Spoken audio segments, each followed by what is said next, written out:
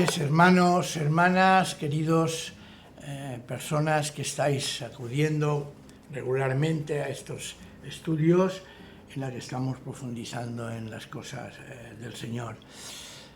El texto que hoy vamos a poner a vuestra consideración está en Lucas, en el capítulo 14, a partir del versículo 25. No sé si llegaremos hasta el 34 o nos pararemos en el versículo 28.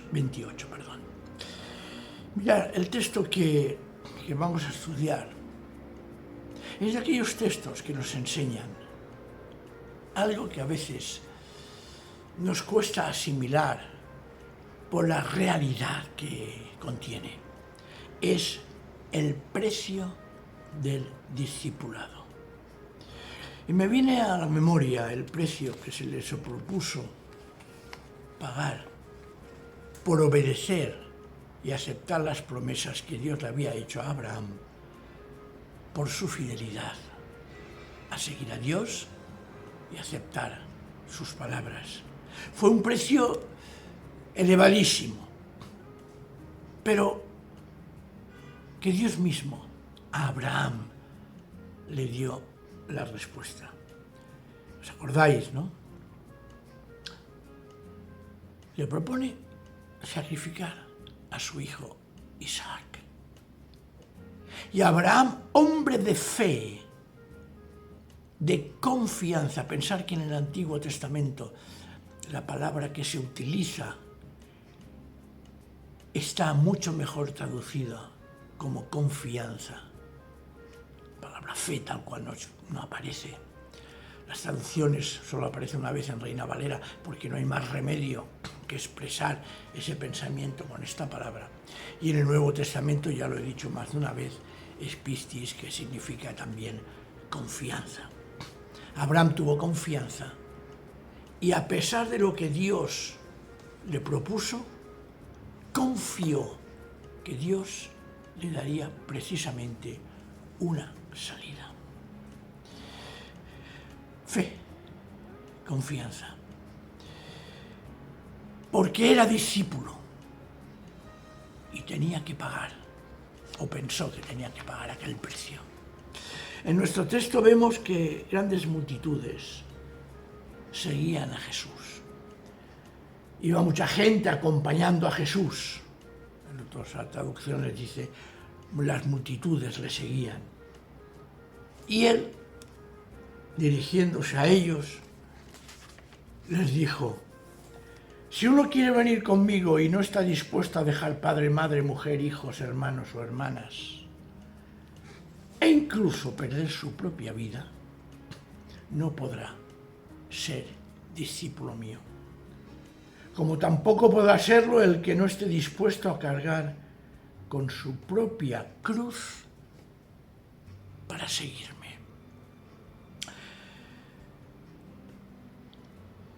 En nuestro texto vemos que el Señor se va a dirigir a los discípulos. De una gran multitud que le seguía, no todos eran discípulos, porque a veces las apariencias engañan. ¿Qué motivos tenía aquella gente para seguir a Jesús? ¿Eran todos los motivos rectos? ¿Eran todos los motivos sinceros? Recordar aquello que dice el Señor, no todo el que dice Señor, Señor entrará en el reino de los cielos. Y Jesús lo sabe. Y por eso, porque quiere poner las cosas en su sitio, que les habla. Y lo hace sin medias tintas. Lo he dicho muchas veces, con Jesús o blanco o negro, o frío o caliente, nunca a medias.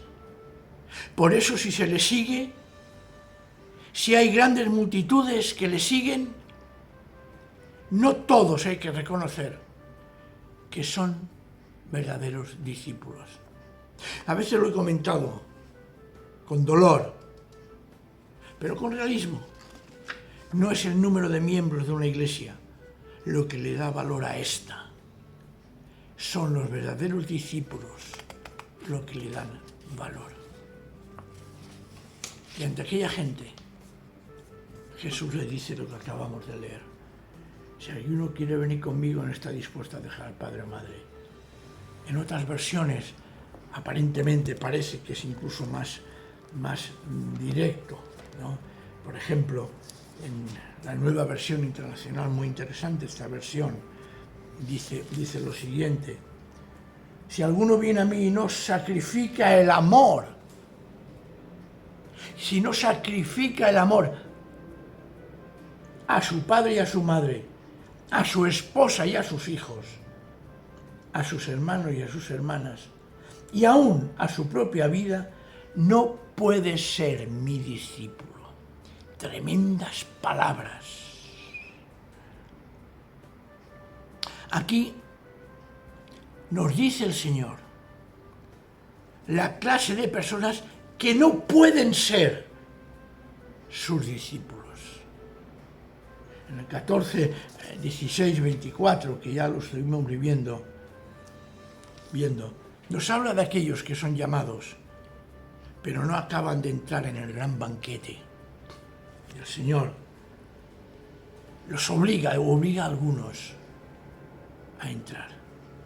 Pero aquí nos habla que no solo es cuestión de aceptar la invitación de Dios a seguirle, a ser el discípulo de Jesús, sino que hay algo más. Lo que acabamos de leer. Si alguno viene a mí y no sacrifica el amor. La valentía de Jesús al decir estas palabras es extraordinaria. Claro, porque evidentemente son palabras muy duras que podía haber ocasionado una desbandada general de aquellos que le estaban siguiendo. Fue muy audaz cuando dice estas palabras en medio de una sociedad donde todo además se centraba en el templo y en la familia.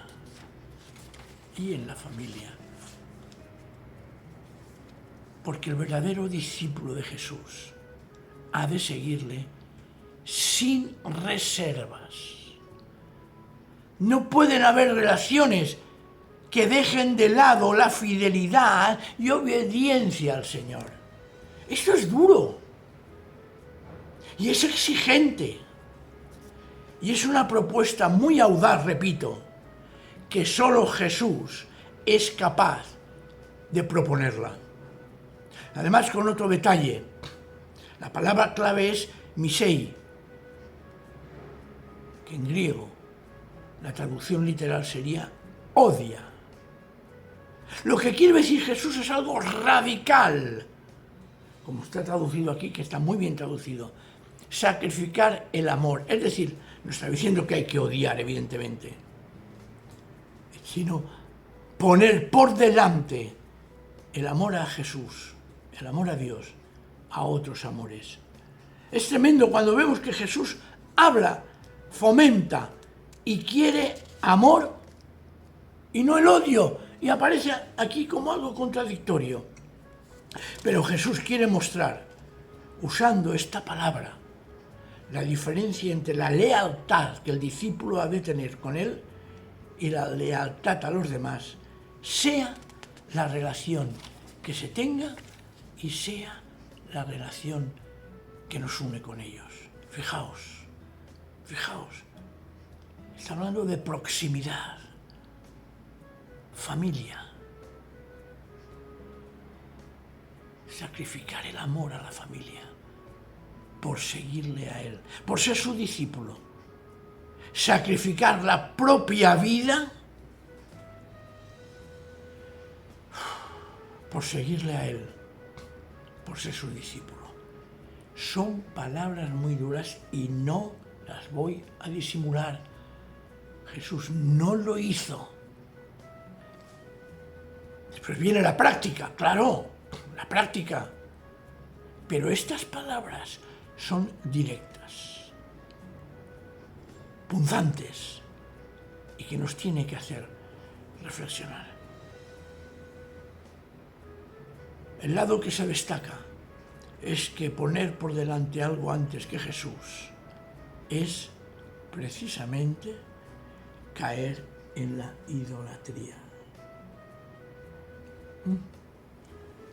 Mandamiento: no te harás imágenes ni ninguna semejanza de lo que hay, es decir, no te postrarás ante ella ni las honrarás. Nos está diciendo también, Dios mismo nos está exigiendo ya en el Antiguo Testamento, y que la podemos aplicar y tenemos que aplicarlo nosotros hoy, nos está exigiendo que no nos hagamos ídolos, que los tenemos cerca, ¿Me permitís que siga la línea que creo que el Señor Jesús nos está indicando esta tarde? A veces la televisión se puede convertir en un ídolo. A veces nuestros animales de compañía se pueden convertir en ídolos. A veces miembros de nuestra familia se pueden convertir en ídolos cuando no somos capaces de sacrificarnos por el Señor antes que por ellos. Cuando ponemos delante estos ídolos y desplazamos al Señor. Porque la verdad es, vamos a ser sinceros, y una reflexión muy personal y muy intimista que cada uno de nosotros debería de asumir esta tarde. Se idolatran muchas cosas en la vida. Hay muchas cosas que ponemos delante de Jesús. Hay muchas cosas que ponemos delante de Dios. Hay muchas cosas que no somos capaces de sacrificar para poner a Dios delante. Pero quiero hacer una aclaración que se desprende de estas palabras. No es malo amar a la familia, todo lo contrario. No es malo amar nuestra propia vida y velar por ella. El problema está que podemos caer en idolatrar no solo lo malo. Hay que pensar que la idolatría es adorar el pecado, adorar lo malo. Es que también es posible que podamos adorar lo que es bueno. Podemos adorar nuestras buenas obras. Podemos adorar nuestra religiosidad. Podemos idolatrar nuestra Biblia como un objeto de adoración. Claro, cosas buenas, cosas muy buenas. Respetar, amar la Escritura, está muy bien, es extraordinario. Pero a veces olvidamos de que misericordia quiero y no sacrificio, y desatendemos según qué obligaciones por según qué otras obligaciones religiosas. Porque precisamente es una amenaza muy engañosa que se nos puede presentar. Podemos poner delante cosas buenas y que desplazan la centralidad de Jesús. Y que esto es muy difícil de detectar. Por eso el Señor dice en el versículo siguiente: y el que no carga su cruz y me sigue, no puede ser mi discípulo. Seguramente esto produjo unos sentimientos terribles ante la multitud. Palabras duras. La referencia a la cruz era directa al castigo más horrible que los romanos practicaban. Era un tormento. Se abolió con Constantino cuando supuestamente, repito, se convirtió al cristianismo, y entonces legalizó no solo el cristianismo, sino todas las religiones, y de rebote se benefició el cristianismo. Y Constantino, en el año 313, abolió precisamente la muerte en cruz en el Imperio Romano, porque aquella cruz para él representó según dice la tradición y las leyendas, que por el signo de la cruz venció la batalla que tenía que vencer para conseguir seguir siendo el César.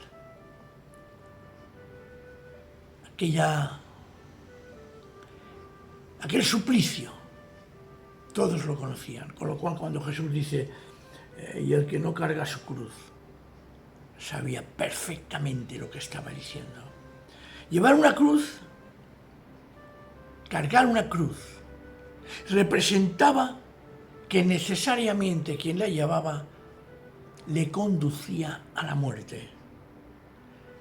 Porque nadie lleva una cruz o llevaba una cruz por diversión. Y sus oyentes, nosotros quizás después de tantos siglos perdemos a veces la fuerza de las palabras de Jesús porque no conocemos exactamente el contexto social, mental, teológico, religioso de la época.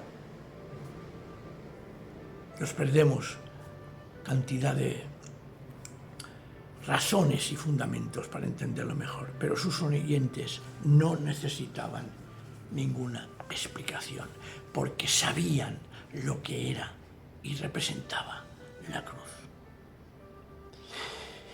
Y me llama la atención cuando dice su cruz, su propia cruz, en ambas traducciones que tengo aquí delante. Hoy, otro día puedo coger otras. Expresa su cruz. No la cruz del otro, porque si yo no soy capaz de llevar mi cruz, ¿cómo voy a pensar que puedo llevar la cruz de otro? Es que cada uno lleva a cuestas la suya. Tú y yo llevamos nuestra cruz a cuestas. Y esa cruz no podemos descargarla en otros. La tentación es hacerlo cuando descargamos nuestras responsabilidades en otros. Cuando decimos, no, yo no ha sido culpa de de aquella, de fulanito, de sutanito. Llevas tu cruz. Y esa cruz es reconocer cómo eres, quién eres, y asumir tus propias responsabilidades, nuestras propias responsabilidades. Porque sólo así, subrayo, sólo así podemos ser sus discípulos. Sólo así se puede servir al Señor. ¿Qué dos principios en este pasaje nos está enseñando el Señor? Primero, sacrificar el amor a todo por Jesús. Y segundo, cargar con nosotros mismos, con nuestra cruz, para seguirle. Vaya reto. Y a mí que no me vengáis, ni que me venga nadie diciendo, es que yo lo consigo. No, hermanos, no. No, hermanos, el Bañetas, como dice Monse, se cuela en los rincones, a través de las grietas de nuestro ser, y nos engaña muchas veces haciendo que amemos más.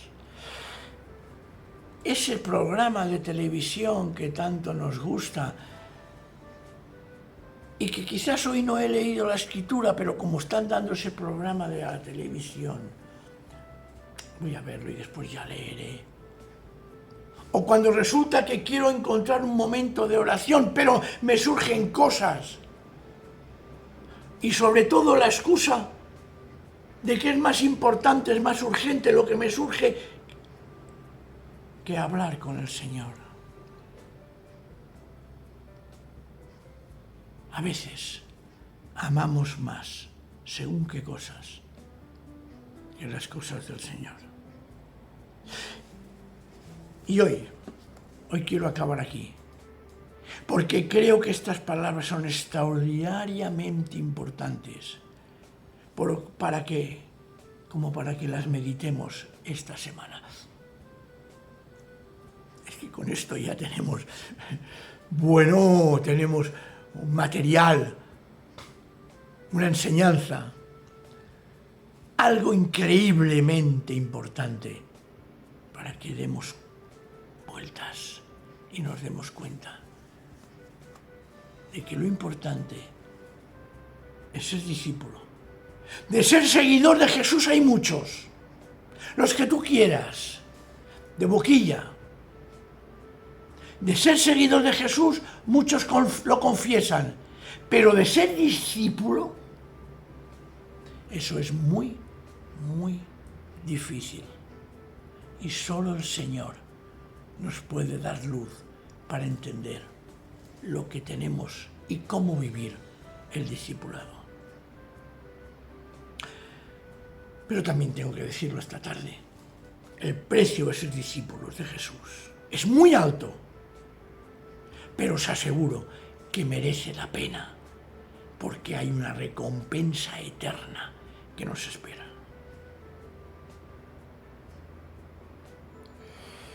Sí, y lo voy a repetir para acabar esta sección de hoy. Es que es posible ser un seguidor de Jesús sin ser un discípulo. Mucha gente, y lo digo de corazón y con dolor, muchas personas se creen que son discípulos del Señor, pero solo son seguidores. Muchas personas se creen los mejores cristianos, pero son aquellas personas que miran a Jesús de lejos porque son incapaces de sacrificar todo por amor al Señor y son incapaces de cargar su cruz para seguirle. Y acabo. Es muy fácil, mucho, ser de la multitud y camuflarnos con la mayoría y no ser un discípulo de verdad. Disculparme si hoy... No, perdón, no, me equivoco. No me disculpéis.